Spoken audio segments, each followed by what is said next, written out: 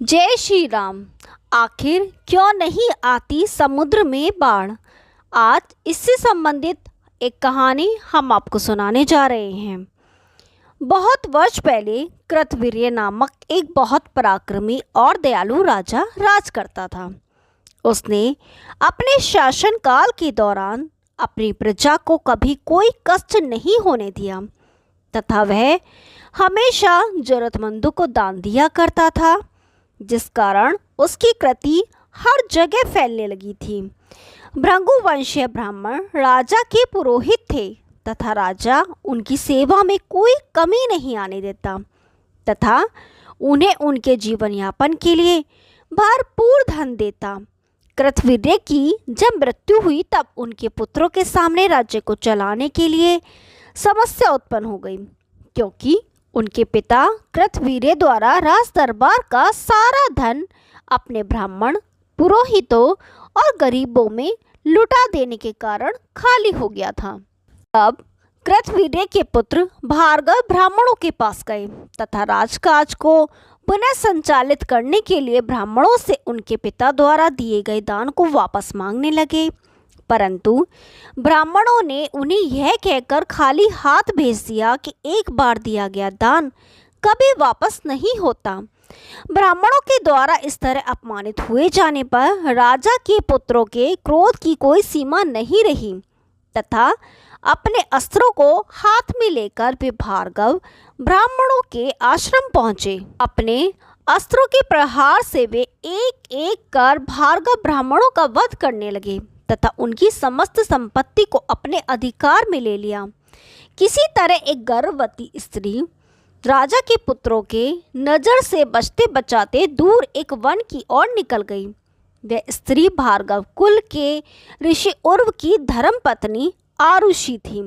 आरुषि भागते भागते एक पत्थर से ठोकर खाकर मार्ग में गिर पड़ी तथा उसी अवस्था में उसने एक बालक को जन्म दिया। संयोगवश नजदीक ही एक ऋषि का आश्रम था, जहां उन्हें आश्रय मिल गया। आरुषि ने अपने पुत्र का नाम औरव रखा तथा जैसे जैसे और बड़ा हुआ तो उसे अपने समुदाय और पिता के बारे में जानने की जिज्ञासा बढ़ी।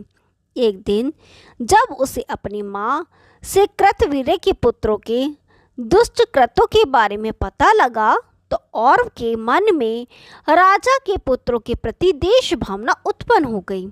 उसने मन ही मन उनसे प्रतिशोध लेने का संकल्प लिया और तपस्या करने एक पर्वत पर चला गया। क्योंकि उन्होंने प्रतिशोध को ध्यान में रख तपस्या करी, अतः इस कारण उनका पूरा शरीर अग्नि में परिवर्तित हो गया। लोग उन्हें अग्नि मानव कहने लगे। उन्होंने अपने तपस्या के बल पर राजाओं के पुत्रों का वध कर दिया, परंतु उनका क्रोध फिर भी शांत नहीं हुआ, तो उन्होंने पूरी पृथ्वी को ही भस्म करने की ठान ली।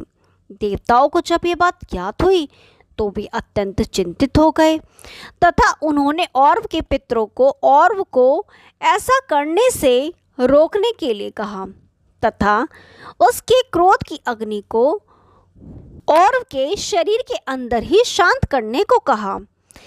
तब पितरों की आज्ञा से औरव ने अपनी क्रोधाग्नि को अपने शरीर के अंदर ही समाहित कर लिया। एक बार औरव के ऋषि मित्रों ने उन्हें विवाह करने व वंश आगे बढ़ाने का सुझाव दिया। इस पर औरव बोले कि मैं विवाह नहीं कर सकता, क्योंकि मेरे अंदर विशाल अग्नि का स्रोत समाया हुआ है। अगर मैं विवाह करता हूँ तो मेरे पुत्र साक्षात अग्नि के होंगे। इस पर भी जब मैं उनके मित्रों ने वही अनुरोध फिर से दोहराया तो उन्हें वास्तविकता से परिचित कराने के लिए औरव ने अपने शरीर पर वार किया। तभी औरव के शरीर से भयंकर और बहुत तेज आवाजें आने लगी। मैं भूखा हूँ, मुझे बाहर आने दो। मैं संसार को अपने में समा के अपनी भूख मिटाना चाहता हूँ। यह आवाजें इतनी भयंकर थीं कि ब्रह्मा जी को भी इस आवाज को सुन अपनी ध्यान मुद्रा तोड़नी पड़ी।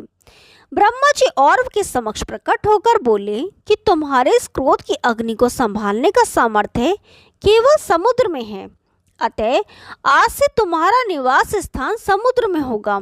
तथा तुम्हारा मुख अश्व के जैसा होगा जिससे अग्नि बाहर निकलेगी। जब सृष्टि का एक कल्प का अंत हो जाएगा तब प्रलय के दौरान तुम्हें पूरी सृष्टि को भस्म करने का मनचाहा अवसर मिलेगा। उसी दिन से ऋषि औरव का निवास स्थान समुद्र में हो गया तथा अब वे समुद्र में रहते हुए समुद्र में बढ़ते जल को अपनी अग्नि के द्वारा भाप बनाकर उड़ा डालते हैं। ऋषि औरव के अग्नि के कारण ही समुद्र का तल एक समान बना हुआ है तथा समुद्र में कभी बाढ़ नहीं आती। जय श्री राम। यदि आपको ये कहानी पसंद आई तो वीडियो को लाइक कीजिए, शेयर कीजिए और चैनल को सब्सक्राइब कीजिए। हम आपके लिए ऐसी रोचक पुरानी कथाएं लाते रहेंगे। तब तक के लिए नमस्कार।